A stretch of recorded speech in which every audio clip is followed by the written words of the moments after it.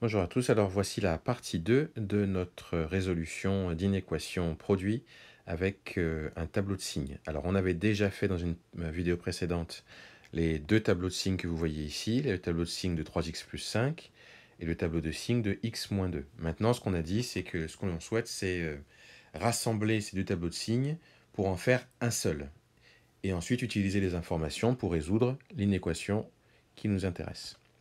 Alors tout d'abord, on va remplir les valeurs de x qui nous intéressent, c'est-à-dire qu'on va peut-être commencer par écrire moins l'infini plus l'infini, puisque dans les deux tableaux de signes, on va de moins l'infini à plus l'infini. Ensuite, on va commencer par le premier tableau de signes. Le premier, c'était 3x plus 5.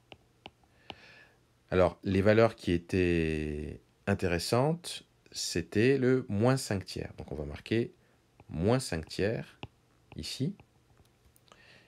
Et comme vous l'aviez vu, on a 0, on regarde simplement le tableau de signes qui se trouve ici, hein.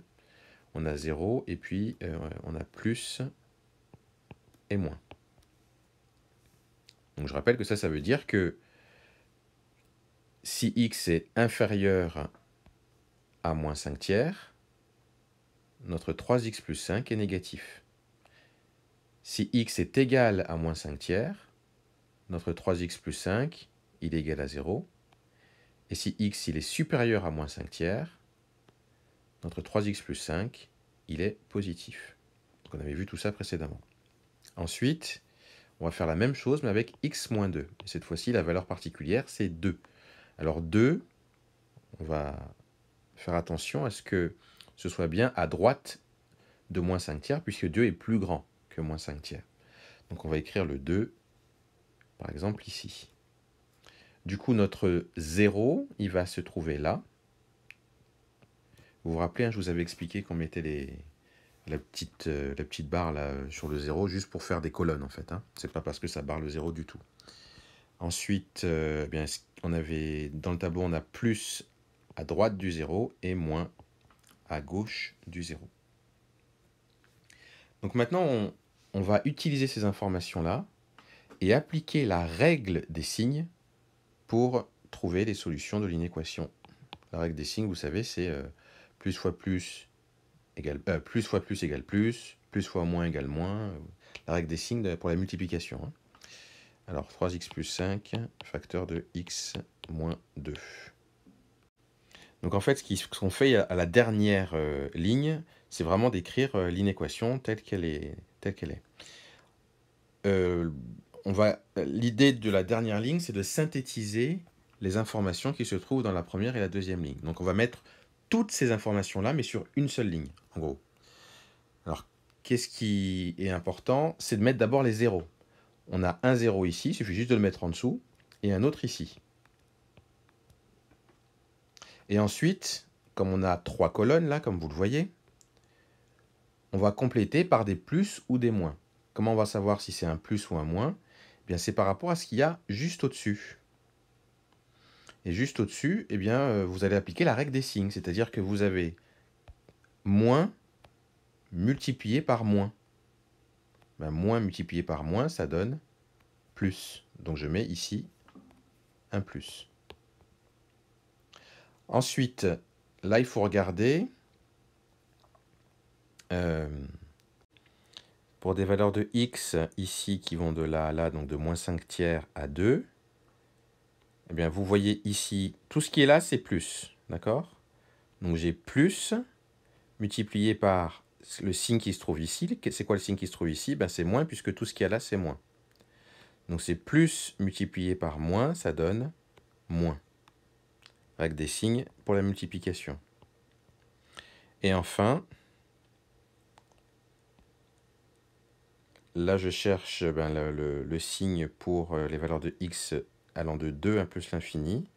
Donc quand je reste simplement ici, le signe pour la première ligne, c'est plus, puisque de là à là, c'est plus. Donc j'ai plus multiplié par plus, et ça donne plus. Donc je répète, la seule chose que j'ai faite ici, c'est d'appliquer la règle des signes pour synthétiser un peu les informations des deux premières lignes. Et ça, je l'ai mis dans la troisième ligne. Alors, à quoi ça va nous servir maintenant, cette troisième ligne?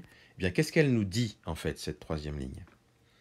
Elle nous dit que 3x plus 5 facteur de x moins 2, c'est positif plus, à quel moment? Quand x, il est compris dans l'intervalle moins l'infini, moins 5 tiers.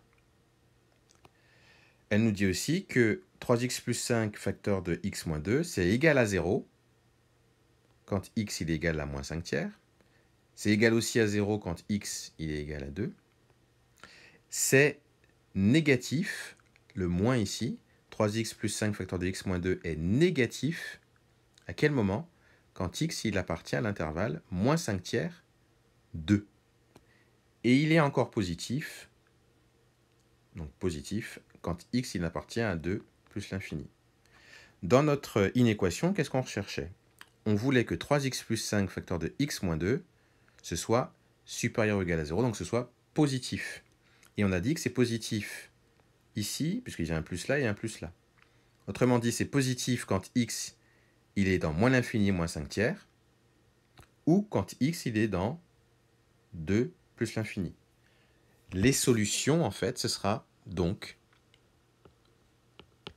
les valeurs de x pour lesquelles le produit est positif. C'est-à-dire, quand x il appartient à moins l'infini, moins 5 tiers, eh bien j'ai plus, donc c'est positif. Moins 5 tiers étant compris puisque j'ai supérieur ou égal à 0.